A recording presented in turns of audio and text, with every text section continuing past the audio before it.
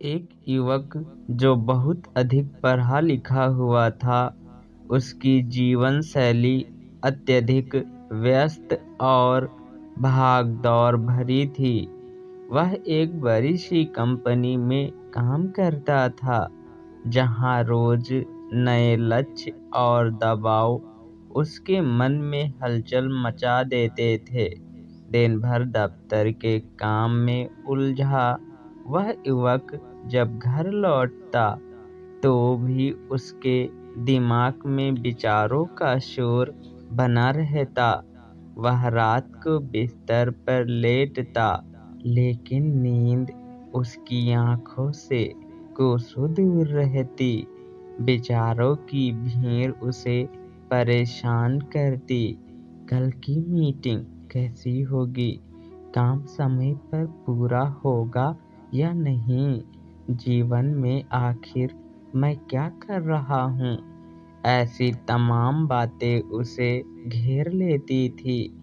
एक दिन वह अपने एक पुराने मित्र से अपनी परेशानी का हल जानना चाहा। उसके मित्र ने कहा, तुम्हें विचार शून्यता का अभ्यास करना चाहिए। यह तुम्हारे जीवन में शांति ला सकता है। युवक ने हैरानी से पूछा, विचार शून्यता? वह कैसे संभव है?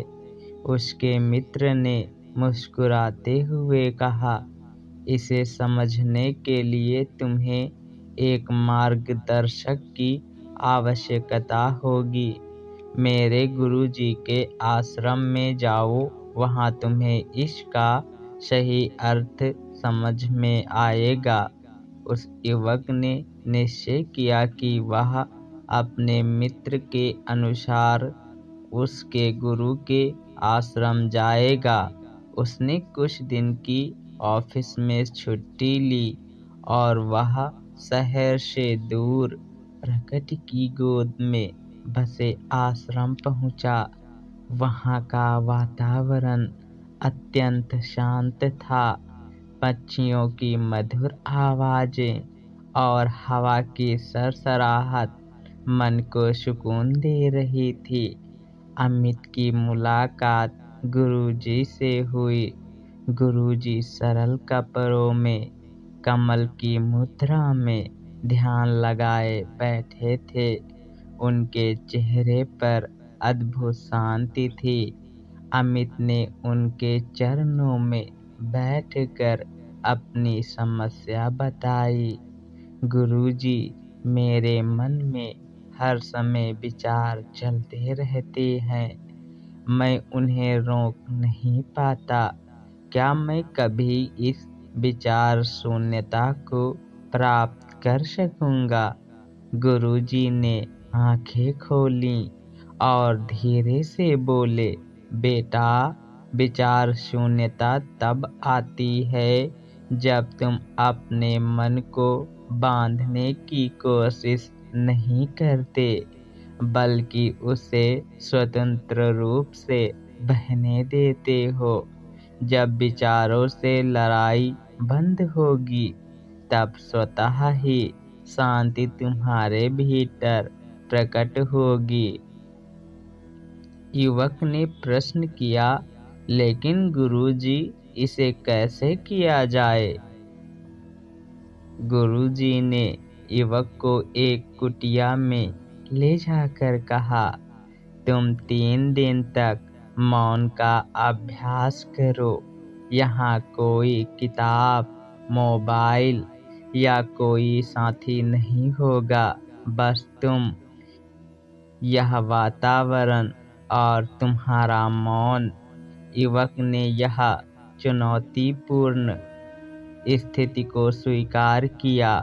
पहले दिन उसने ध्यान लगाने की कोशिश की, लेकिन विचारों का तूफान लगातार चलता रहा।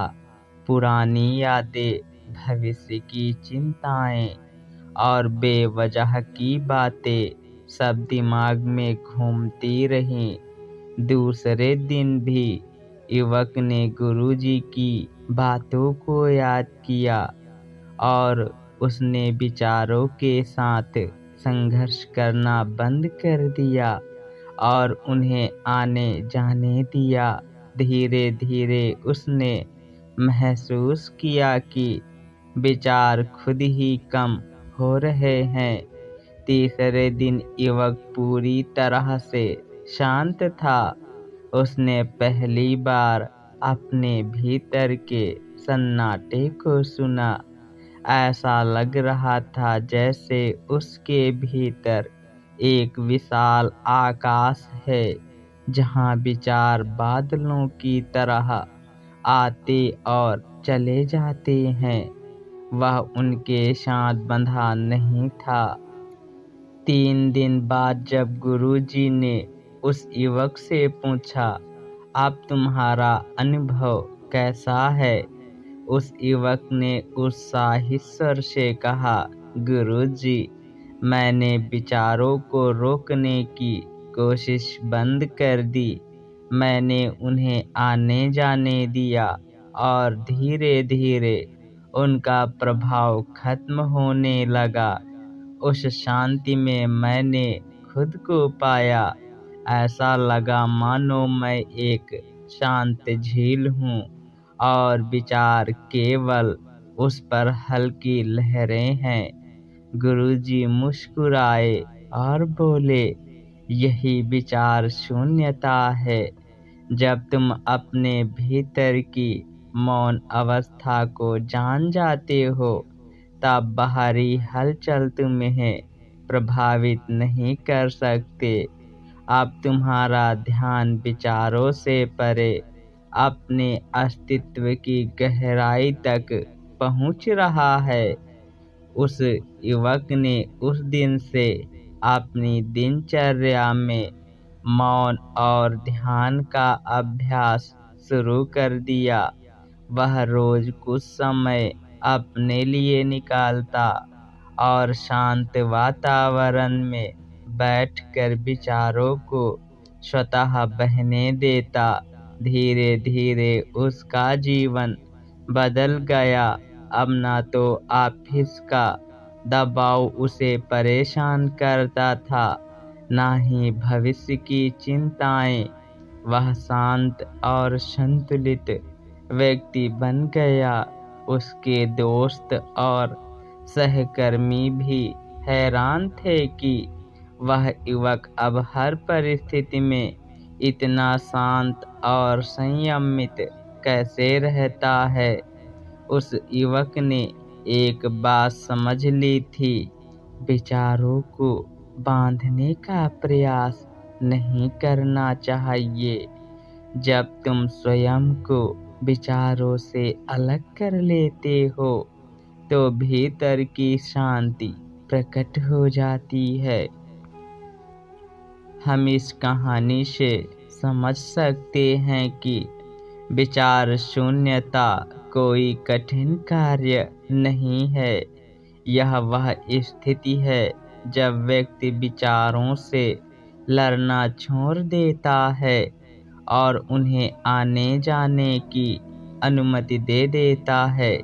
यही मौन की शक्ति है, जहाँ आत्मा की सच्ची शांति छुपी होती है। एक मूल मंत्र है, विचारों के शोर से परे मौन की यात्रा ही हमें आत्म शांति और आनंद की ओर ले जाती है।